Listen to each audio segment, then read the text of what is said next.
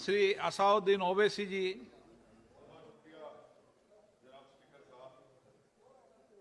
Sir, मैं इस bill की मुखालिफत में खड़ा हूं और इसलिए खड़ा हूं क्योंकि मेरा एक पार्टी का कंसिस्टेंट पोजीशन है कि जब इस हुकूमत ने दफ़ा 370 को अपनी ब्रूट मेजॉरिटी के ताकत की बुनियाद पर अनकॉन्स्टिट्यूशनल तरीके से उसको ख़त्म किया, मैंने उस वक्त कहा था कि कॉन्स्टिट्यूशनल ब्रीच है और मेरा ये कंटिन्यूस मौक़िफ़ है।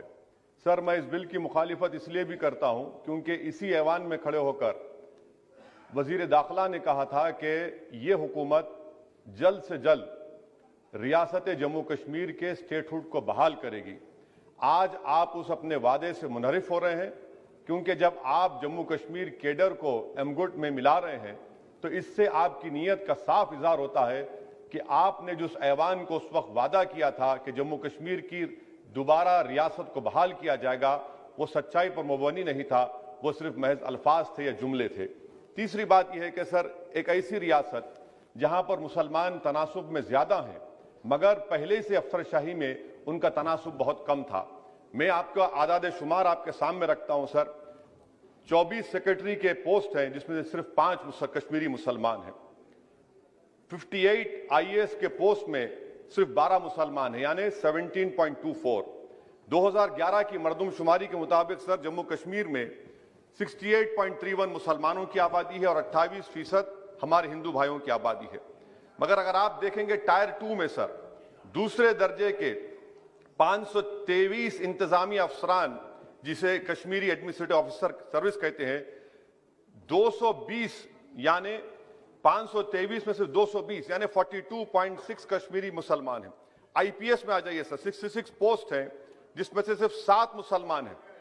दूसरे दर्जे के अफसरान में 248 में 108 यानी 43.54% मुसलमान हैं। अब आप मुझे बताइए कि आप क्या करने जा रहे हैं। अच्छा सर, यहां पर यह कहा गया कि कश्मीर बड़ा बैकवर्ड है। कश्मीर का खित्ता बैकवर्ड नहीं है, ये आपकी गलतफहमी है और आपके जो दिमाग में जो फीड किया गया है वो नफरत की बुनियाद पर। सच्चाई यह है कि इस खित्ते में गुर्बत की सतह से नीचे का तनासुब 10.31 है और पूरे भारत में 21.92 है। मैं सरकार से जानना चाहता हूं कि आखिर आप कश्मीर की रियासत के स्टेटहुड को बहाल करेंगे नहीं करेंगे। चौथा बात यह कि आपकी गलत फैसले की बुनियाद पर दूसरे ऐवान में एक भी कश्मीरी रुकने पार्लियामान नहीं है। यह हमारे मुल्क की, भारत की तारीख में तीसरी मरतबा ऐसा हुआ है। मेरा चौथा सवाल हुकूमत से यह है कि हम ये कहते हैं, ये आपका मानना सही है कि हमारे मुल्क में बाहर के दीगर ममालिक को मदाखलत करने की कोई जरूरत नहीं है, मगर आप उनको लेकर गए ना। आप तो यूरोपियन पार्लियामेंट के लोगों को लेकर गए।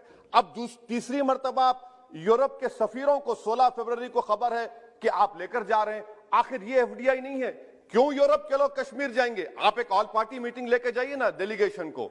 आप यूरोप के डेलीगेशन को कश्मीर लेकर जा रहे हैं। क्या आप चाह रहे हैं मदाखलत करना? इसको इंटरनेशनलाइज आप कर रहे हैं। मैं वजीर दाखिला से पूछना चाहता हूं सर कि आखिर कितने बच्चे कश्मीर के आगरा की जेल में, बरेली की जेल में, अंबेडकर नगर की जेल में हैं? मैं आपको एग्जाम्पल दे रहा हूं, खत्म कर रहा हूं स्पीकर साहब, कि बिलाल अहमद एक कुपवारा का बच्चा है, अमर सिंह कॉलेज श्रीनगर का है, 1600 किलोमीटर दूर श्रीनगर से जेल में है। उसके वालिद ने 25,000 रुपये की अपनी गाय को बेचकर गया, हाईकोर्ट में गया, हाईकोर्ट ने फैसला दिया कि उस बच्चे को श्रीनगर ट्रांसफर करो, एग्जाम लिखाओ। आप उसको नहीं मानते। एक और फैयाज है बरेली के जेल में, इसको आपने बरेली के जेल में डाल दिया। उसके वालिद ने 35,000 रुपया का कर्जा लेकर गया। अब बताइए आप, नवीद है बारामुल्ले का, कहां से ये अपनी जमीन बेचकर उसके वालिद गए।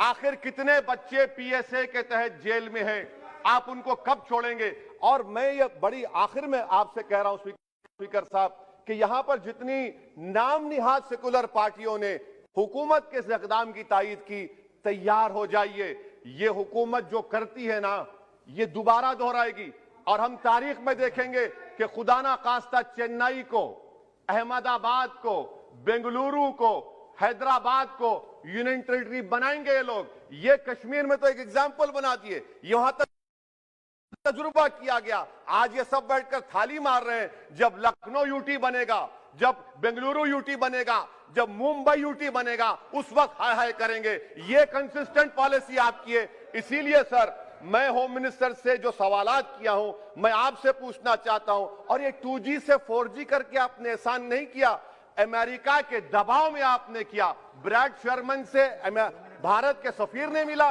امریکہ نے سٹیٹمنٹ دیا اور آپ نے 2 دن میں 4G کو بحال کر دیا. آپ اس مسئلے کو انٹرنیشنلائز کر رہے ہیں, یہ غلط ہے, اور اس سے کشمیری عوام کا ڈس ایمپاورمنٹ ہوگا, ایلینیشن بڑھے گا. شکریہ سر.